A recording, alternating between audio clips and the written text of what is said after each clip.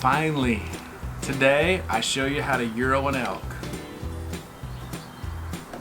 I'm frantic trying to get stuff done. So I've got 3 bull elk on the table, some antelope and some deer. I'm gonna start shuffling some stuff around. I got a short gap in time where I need to get these done, and I wanna show you, I got one that's starting to stink, so I need to get the hide off it. So bear with me on the footage, but these 2 gigantic, beautiful bulls are a 100% free range. They came right out of California. They are fantastic. And the smaller broken bull is the one I killed in Wyoming, which you will see the footage. Probably the biggest heartbreak in my hunting experience. But I want to show you this particular bull. I don't know if you can see it or not, but this one here, they're gonna utilize this cape. So they've skinned it. And this will not turn out as well because the oils have drawn into the bone. The one that still has the hide on it, when I skin it and work on it, it's going to be nicer, brighter white, cleaner. In order to combat this, you need to take this skull and I need to soak this for a couple of days and rehydrate all the tissue and meat and everything, so it starts to pull all that stuff away from the bone. When you take the hide off, it goes into the bone. If you hydrate it, it'll pull away from the bone. Just a heads up. I will get some better photos, but look at this beast. I mean, that is an elk.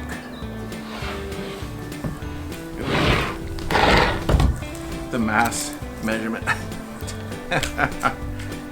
Ah, that is impressive. That is a seriously impressive. My wife said, "Why did you build a table so big?" For the first time, I think I didn't build it big enough. Alright, I'm gonna move that camera in and we'll go right here.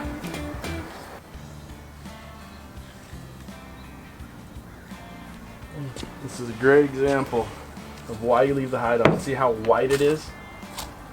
That other skull is all dried and not white. All that oil's still in here, not in there.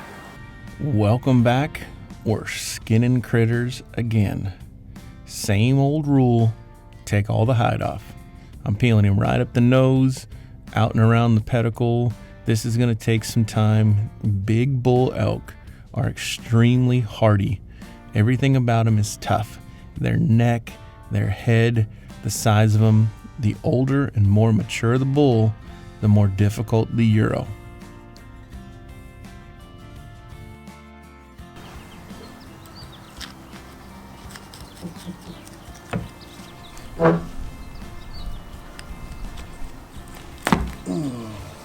Ouch. All right, as you watch, I'm going to take a minute and I'm going to thank some people and then I'm going to vent. Thank you to everybody who watches the films and encourages and learns from them and sees the benefit to what we're doing. The ones who get all upset and you get all crazy. As this channel continues to grow, I get so much hate. Let me put it to you like this. It is okay to pick out your food. When you were a kid and you went to the grocery store and you're like, "Oh, I want that box of cereal. I want that box of cereal." All you were saying is, "I want the prize inside." As an adult, when we're hunting, we're looking at the prize on top of the head. We're still chasing our food. It is okay to want the part on top. Trophies are a byproduct of making your meal. Don't think that people that are hunting for trophies are only shooting horns. That's not how it goes. That's a wives' tale. It's a myth. We are hunting because we love to chase animals. We understand life and death. We understand the importance of carrying capacity and managing numbers. And that big, beautiful piece on top is the prize in the cereal box. So we can all stand around the barbecue, look up at that head and say, "Hey, that animal and I had a fantastic experience together. It's great to stand here and enjoy the meal that he provided." And it is not weird. It's only weird because you can't get your head around it. So, that being said, thank you for watching and understanding. And for those of you that don't understand, stop watching. All right, thank you for that time on my soapbox. So I've taken everything off. Hide, we're removing those eyeballs, any heavy pieces of meat, anything in there that is going to take extra time to boil, take it off. You can see the clear difference between one that's been sitting out drying and the one that's freshly skinned. I'm going to put these in the pot. I'm going to prop up the horns and try and get them to completely submerged. Yes, I know they are antlers and not horns. I do misspeak on occasion. Sorry about that. So I'm going to fill up this tub with water, try and get it completely submerged, and in a day or so, that yellower looking skull will turn white like the one on the right hand side there. That will get me right, and then I'll start boiling. I always like to give a couple of different looks. So here's the smaller bull that I killed that I'm just going to do in fast forward real quick, and you can kind of see the process again because I spoke over the last one. But skin, remove the jaw, all that good stuff. And then here's the easiest way to remove an elk ivory. You take a soft piece of wood and a hammer and knock it backwards. It should pull right out with nothing on it, nice and clean. I am in the middle of working on some pots to accommodate all sized animals. I actually want to make a signature series of boiling pots. In the meantime, I'm just a mess. I got stuff all over the place. So you want to get your elk settled into a pot. This is a tin pot from Home Depot, 21 bucks. I just set it in there, fill it full of water. I'm not using any degreaser in anything on this particular one just because I don't want to discolor these horns and I hadn't wrapped them and I'm in a huge hurry. I have gone to a Chinese cooker instead of a propane cooker. It's natural gas and it's got like 32 orifices on it, and this thing will boil water right now.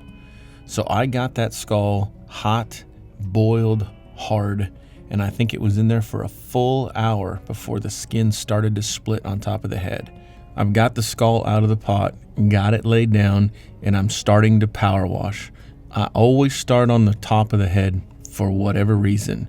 I'm using a Greenworks 1600 PSI power washer from Lowe's, 99 bucks. That's all I'm using, and I'm just spraying.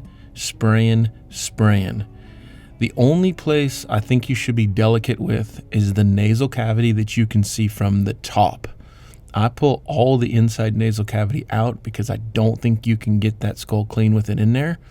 And then just literally spray everything you can. Get all that loose debris off. Are you ready for it? Here it comes. Every hole, every orifice, anywhere that there's meat or tissue, make it go away. Trademark, Ryan Olson, Whitebone Creations. Anyway, get it clean. I'm going to throw on a little music. We'll fast forward some spraying. And let's get this bad boy clean.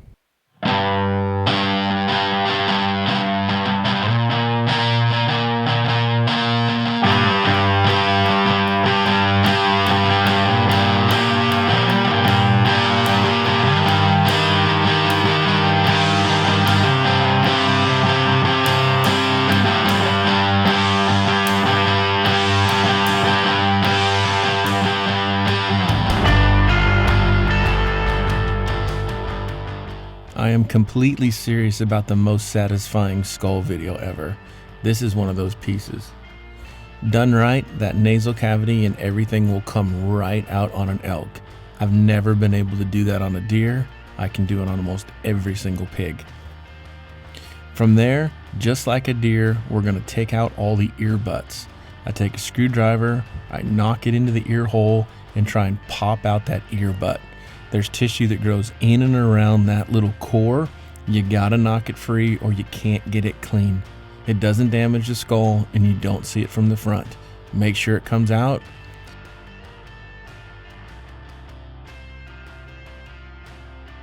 And then I always take a pair of forceps. I reach into the brain hole and I grab a hold of it and twist. You can actually hear a and where it's having that membrane of the brain removed from the inside of the bone, it'll all come out in one piece. Now, I'm gonna wrap the antlers with a plastic bag or trash bag or whatever you got and electrical tape, because I'm gonna put it in the whitening batch, which will finish up that last little bit of debris that's on that skull. I'm using a 50-50 mix of hydrogen peroxide, 40% by volume, and water. I buy that peroxide from the beauty supply. So wrap your plastic bags around and secure it really, really tight with electrical tape. The goal is to keep that peroxide from coming up in there and bleaching those antlers.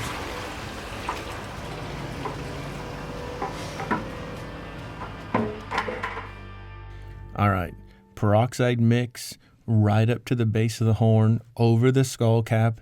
Start your fire and bring it to a full boil. You can expect a little foaming. When it starts to foam, turn your heat way down. Then, after it's been in there 10 minutes, pull it out. All the little pieces and parts that you couldn't get, they're gonna loosen up and you're gonna have whitened that skull some. Pull it out, rinse off the little bit, and put it back in till you achieve the white that is desired. The color you're looking for is how long you boil. These great big bulls are holding up several 100 pounds of their own head. So the tendon and muscle and stuff that's on the back of the head is so difficult to get off. I have to come back and I had actually wire wheeled some of that really hard cartilage on the back of the head to get it free. Don't be afraid to get whatever it is off. Off is important, white is second. Once it is clean and white, I pull it out, I cut off the plastic that was covering the pedicle. I give it a good rinse because these elk are constantly peeing on themselves and rubbing their horns in it. They stink, and you'll think it's the skull, but it's the horns. And then I just take dish soap and a soft brush and I wash that entire set of horns down. I'm not trying to remove color, just a little odor and some of the loose tree sap and branches and soil and things like that, just to fix the smell. I've been working on two elk skulls, and I used that great big tin galvanized pot, and halfway through the second elk, the peroxide started to react with the galvanized and started to create rust in the pot. That's when I had to shut it down. So I actually boiled a bunch of peroxide, got it hot, and then put it in this plastic tub. And the peroxide, or the tub, isn't deep enough to go over this skull cap. So I just wet a rag and put it in there. So that way I'm getting peroxide in there. But this thing's been soaking for about an hour in a super hot peroxide mix. I'm gonna pull her out and give it a rinse. Oh, way better. Way better.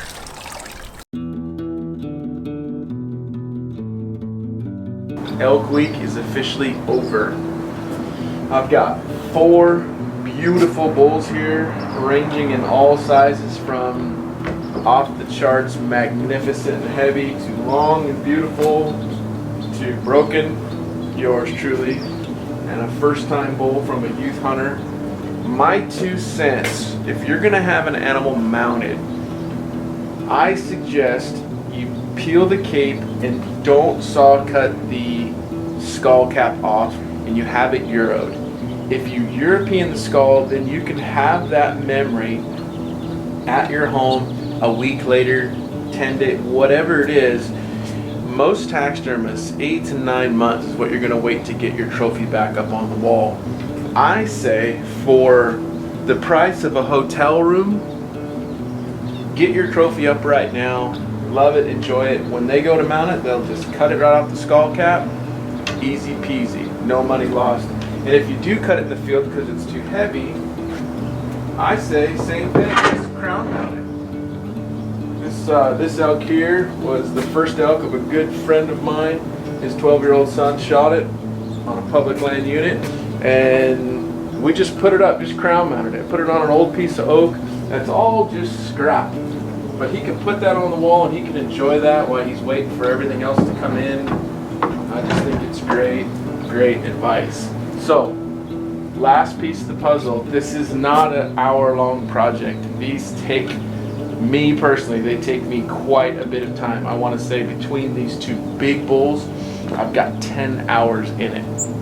So they're really hardy, they're tough, and they may need to be redone 2 or 3 times, and I did have that going on where they both made it back in the color batch 2 or 3 times.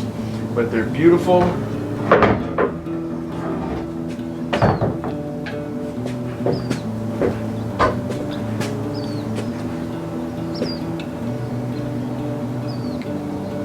Congratulations, Joe, on what is the heaviest bull I've ever got my hands on. That is one magnificent beast. Putting skulls on walls since '93. Once they are dry, I always apply a coat of Mop and Glow. Just a light lanolin flooring Mop and Glow that actually will seal that bone, make it look nice, and keep the dust from settling in. As I load these elk up in the back of the truck, I want to again thank all of you that watch, that comment, that help grow this channel. I cannot tell you how much I appreciate it and how that inspires me to create more and more film. Thanks again for watching, and God bless.